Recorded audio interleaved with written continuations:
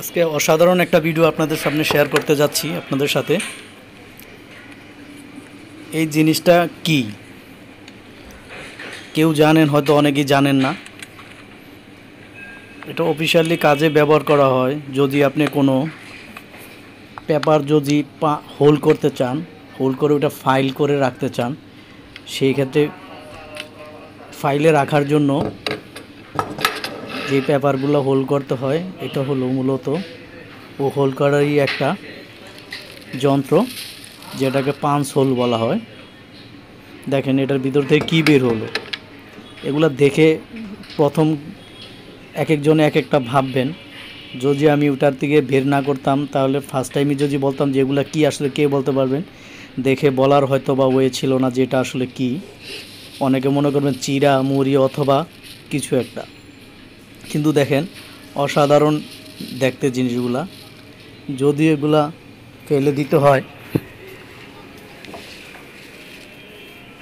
যদি এগুলো ফেলনা জিনিস, বাট দেখতে কিন্তু অসাধারণ। তো এই জিনিসগুলো মূলত এইভাবে কিভাবে এতগুলো জমলো, তো সেই ক্ষেত্রে আমি আপনাদেরকে দেখাবো যে কিভাবে এগুলো হলো এতগুলো জিনিস।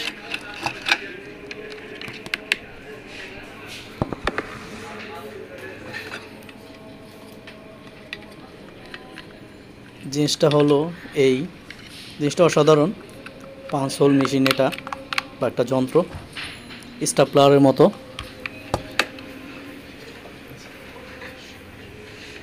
এখন আপনাদেরকে আমি দেখাবো যে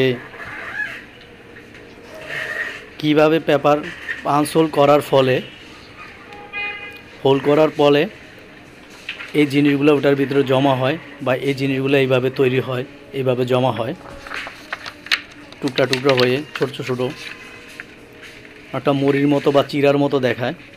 এই যে দেখেন পেপার যখন এইভাবে পাঁচ করলে যে হোল হয়, এই হোল করে পেপারগুলো বিভিন্ন ফাইলে রাখা হয় বা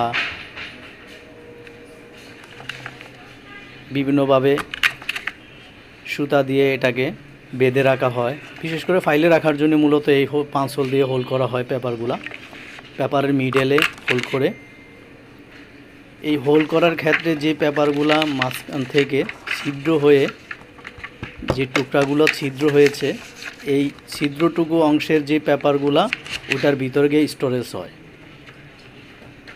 জমা হয়। এই জমা হইতে হইতে একটা সময় দেখা গেছে ওইখানে ভিতরে অনেকগুলো এইভাবে জমে। তো জমলে পরে এই যে এইভাবে বের করে ঢেলে ফেলে দিই, এই যে এইভাবে। তো এইভাবেই মূলত এই জিনিসগুলা এতগুলো একসাথে করেছি। যখন এটা পুরোপুরি নিচের ইয়াটা ফিল আপ হয়ে যায়, তখন এটাকে খুলে এইভাবে এগুলো আমরা ফেলে দিই। আবার ওইটা নতুন করে আবার ওইটা দিয়ে করতে করতে করতে